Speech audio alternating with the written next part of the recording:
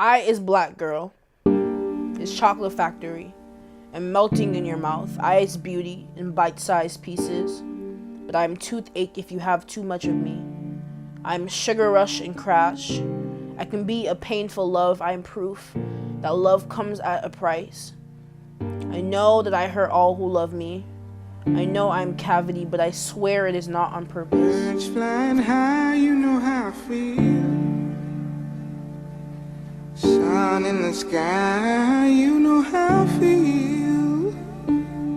Breeze drifting on by, you know how I feel. It's a new dawn, it's a new day. I feel like It's a new life. my identity is so tied in with being a black woman. So my comfort with myself is mostly about that.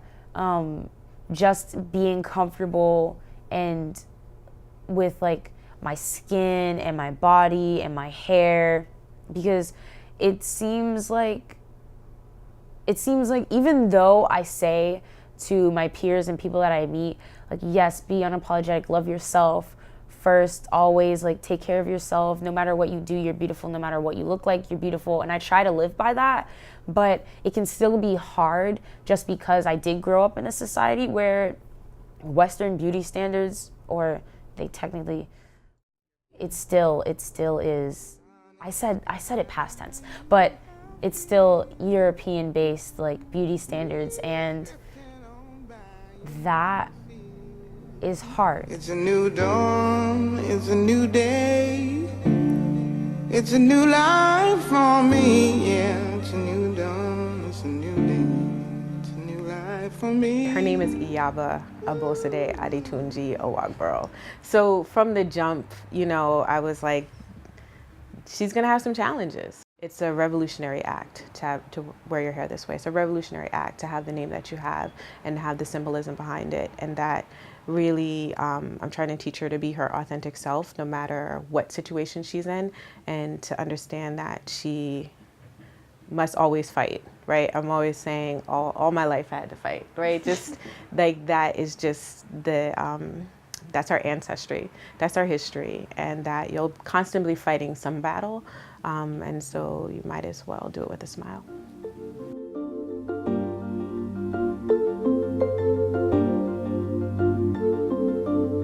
For me, hair has always been hair. Hair is what grows out of your head, rather. Good hair is healthy hair. Good hair is not a texture. Good hair is not a curl pattern. It's what it is. And I think sometimes we've allowed for hair to become something that defines us, when really you're human. Being human defines you. And whatever, that humanness makes you into is ultimately what's good about you. So I don't even think of, when I get up in the morning and I think about doing my hair, I don't necessarily think about how will this affect my perception. I'm black. You're already gonna have a perception of me, and that's just fine. But I'm not sorry for being black. This doesn't scrub off, this is just me. So, I kind of feel like it's the same way with my hair, and I'm sure, I'm wearing a fro for now, I really like it. There may be another stage in my life where a different hairstyle will suit me, and I'll probably do that. I just kind of, just try to do my thing, and, blessings will come your way when blessings are supposed to come your way. I swear every day I try to reverse back to cocoa bean, back to tree, back to protected by shell, unbothered, untouched. I promise you that I could try to be pleasure, to be smile, pearly, and beam stretched across midnight skin tone. All I ask is for you to be careful, to unwrap my packaging without tearing it. But first, read my labels. You should memorize my nutrition facts. Remember in every bite that you take that I am toothache if you have too much of me and you finished me without. Consciousness, I think, kind of like blossomed, and then I was just like, we started talking about beauty amongst ourselves and what it meant and what we go through as women to try to affirm ourselves. And hair was such a big part of the conversation with the group of women that, I lived in a dorm with, that I became really close friends with. And a couple of us decided, you know what, we really just let's just try natural. Let's go all in, cut the perm out, go just go for broke, go rogue, you know. Don't worry about what your boyfriend says. Don't worry about what your mom and daddy says. You know, be yourself. Just do it. And I remember the day I went to the barber shop. I had like a mushroom and a little bit of hair like right here. And I just said, cut it off. And you can't see this picture well, but this is a picture. This is when I just had it cut, but it's hard to see because it kind of blends in. But that's when I first had gotten it cut. And look at my dad's looking at me.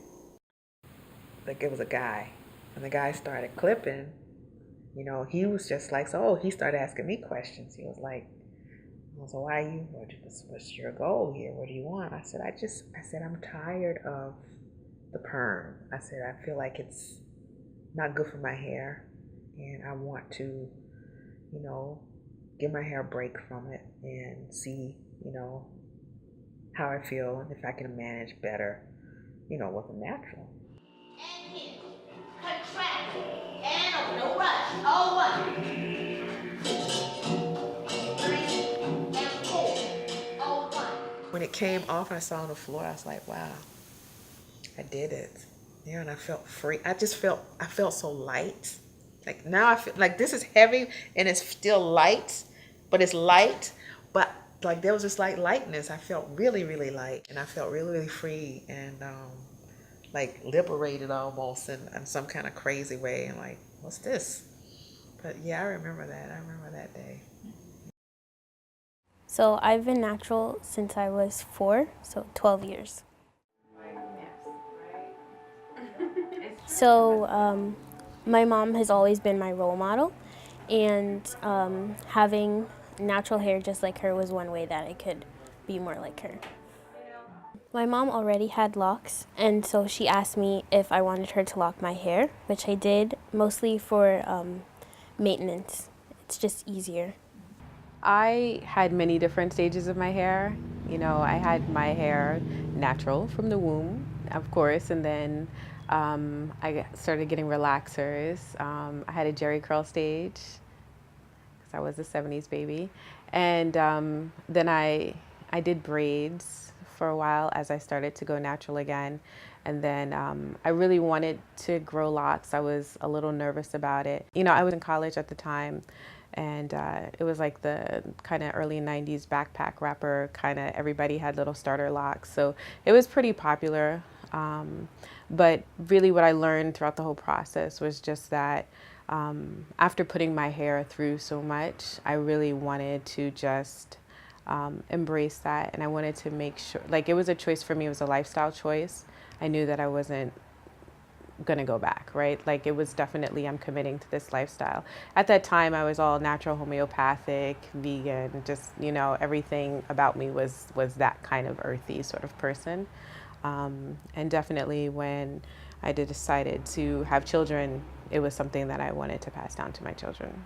I shaved all of my hair off in the fall of 2012, maybe like November. So I decided to cut all my hair off because I had locks before and I got tired of them. So I started taking them out, but locks are really hard to take out, so I cut some of them. And some of my hair was longer, some of it was shorter. So I shaved half of it to get like that side cut that like Rihanna had back in the day. And that looked fine, but people at school made fun of me. So I shaved all of it off and they still made fun of me. But that started something that was good for me, I think. You enfolded me like I was the last orchid left, the only person I would allow to relish in my sweet crystalline. And you know I am cavity, but you don't care. You still think my packaging is beautiful. I was always the kid, if I didn't like something, you were gonna know. And so I would tell you no, or I would be very, very obvious and jump away from you if your hands were in my head. Because I don't like that. It's my personal space. Leave me alone. Why are you touching me? I'm not running my hands through your head every 3 seconds. Or what would bother me too is they would know I didn't like it and they would try different ways to sneak their hands into my head. Like we could be taking a test or like the person sitting next to me, or we could be playing or something. and they would find some reason to touch me. I wasn't really bullied for my hair. It was more of the fascination, because everyone was always fascinated. Like, one day I could come with my hair pressed straight, and then the next week I have individuals in my head and they're like, what happened to your hair? And it was like a petting zoo with whatever hairstyle I had. And it does get annoying, because I'm like, I'm not in your hair like that. Leave mine alone. My hair is whatever I brought it, whatever my mom styled it to be that day. I don't understand why everyone needs to have their hands in my head at all times. I don't like it. Leave me alone. So yeah, I wouldn't say I was bullied. It was more so with the fascination of whatever hairstyle that I came to school with that day. Every day, white people and black people would come up to me and say, hey, is that your hair? Oh my gosh, can I touch it? And it's weird. Because nobody goes up to a non-black person and asks, hey, is that your hair? Do you grow that out of your scalp, or is it fake? And my mom always tells me, just tell them, yes, it is my hair. I purchased it. I'm trying to say more like, you might not want to ask everybody this question. You probably should not touch my hair, because the next person that you try and go up to them and touch their hair might slap you. And I started trying to charge 25 cents every time someone touches my hair. It worked out one time, but this black girl touched my hair. I told her before, I was like, hey, I'm charging 25 cents if anybody touches my hair. For every touch, it's 25 cents. And she touched it like 5 times and said, I'm not paying you.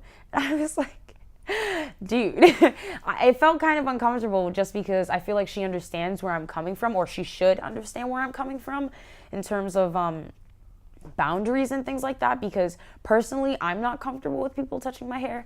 Other people might be, but that's just not me. And so I'm trying to be comfortable with saying no to people.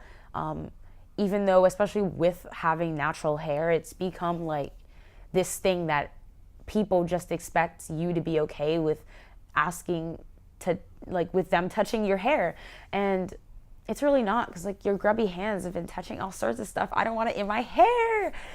But I don't know if saying this on camera is good, because if somebody watches it, then they're going to be like, oh, Carolyn didn't want me to touch her hair? Oh no.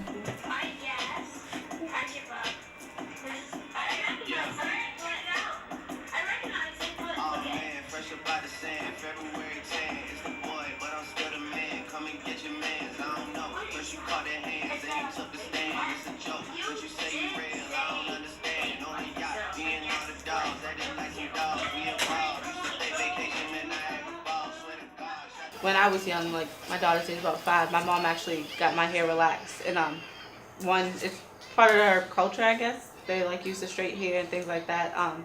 Whereas on my father's side, they didn't really straighten hair like that. It's mostly braid. I think that my hair was damaged a lot from the relaxers and things like that. So once I like actually cut most of the relaxer out, as I got older, it's better. I would not put a relaxer in my child's hair. I like the course of her hair, like the thickness of it. Yeah. Like if I wanted to straighten it, that's what a flat iron's for, but for the most part, it's usually braids for her. That's what makes them different to me, their hair texture. I mean, you have that straight hair that you can do anything with, but I mean, it's different. I think you can do a lot of things with natural hair. It also it's more healthier to it. Yeah. Teaches them to appreciate their culture as well. Yeah, they're different. It's unique. It's interesting because when I was younger, my parents used to always tell me not to let anyone touch my hair. So that's really how I grew up. It was kind of a personal thing. But as I got older and started to make my own decisions, I let people touch my hair. And I don't think that, I don't like, when people ask me, I don't find it offensive. And it's actually, almost empowering for me, because it's like my hair, which is part of my culture, they want to be a part of it too. And so, I mean, it makes me feel more connected to it. No one wants to hear this, but I have a ton of positive experiences with my hair. Most people compliment it. They like it a lot. I'll be in the mall, and like a lot of times it'll be like white guys who will kind of say in the mall, be like, I just want to let you know your hair is great. And you're just like, oh, well, thank you. I had a professor, I was in her office for office hours, and she's Italian, and she saw me with my hair out, and she said to me, she was like, it's just so chic. I love it. It's fabulous. And you're just like, oh, well, thank you. Just being myself. You recite to me my nutrition facts and tell me that you don't even bother to brush your teeth. You always savor my sweetness, your hand-stained visit, and you never even thought of soap, and you knew I was cavity. Like corporate America, do you think that a black woman can just show up to work with box braids one day and that would be acceptable, or show up to work like this and that would be acceptable? No, it's we're trying to say that all of our hair, even like this, is beautiful and should be acceptable anywhere. In the nursing department, we're like, what is it? What the question was, what are you trying to say? And my response was, I'm not trying to say anything other than that this is how I'm styling my hair today. This is what I want to do. And so the challenge of, you're just super radical, whatever. I said, I wouldn't say all of that. I said, I'm as radical as the moment needs to be. But, this is more about what works for me. I mean, this is working for me right now, and I was a little upset because I felt like people were asking me something that was real personal. And I'm like, they have no idea what my struggle is. They don't even know who I am. They don't know where I come. They don't have no idea. So I just kind of like, at that point, started to learn to kind of like not worry a whole lot what people's perceptions were. I really don't care. The only time I would care is before, I went to go into broadcast production, and there is still a stigma on what black women and men can do with their hair on air. You have to look, quote unquote, presentable, whatever that means. So I feel like there is pressure with that, but otherwise I do not care. Whatever I do with my hair is what I do with my hair, okay? And you're gonna be okay with it. If I want to have a 40-inch weave, I'm gonna do that. If I want to have a bob, I'm gonna do that. If I want to cut my hair in an asymmetrical style, I'm gonna do that. If I want to dye my hair fuchsia, I'm gonna do that because it's mine and it's on my head and it grows out of my scalp. I really don't care. And if I feel good in it, I really don't care. Right after I graduated high school, I was interning at Perkins & Will, which is like this really nice architectural firm right in Boston. And it was this really glitzy office. And I think at first I had this wig that I would wear that would, it kind of mimicked my natural hair pattern, but it was still a wig. And then when I kept changing up my hair, and then I started my lock journey, but then it didn't really last that long. When I first had locks and they weren't, they didn't look professional enough, what I thought was not professional enough. And I would cover it with a hat and I would get these looks and stares and stuff like that. So I actually stopped my lock journey because I was in that, while I was in that internship, because of what I thought my coworkers would say. And I was always reading about it back in high school. And I would get worried because I was like, okay, what if my future employer doesn't, accept my hair or thinks I need to cover it up? Or if I can just not style my hair at all, and that sometimes happens, would they understand if I came in with a scarf because I still wanted to keep a professional look?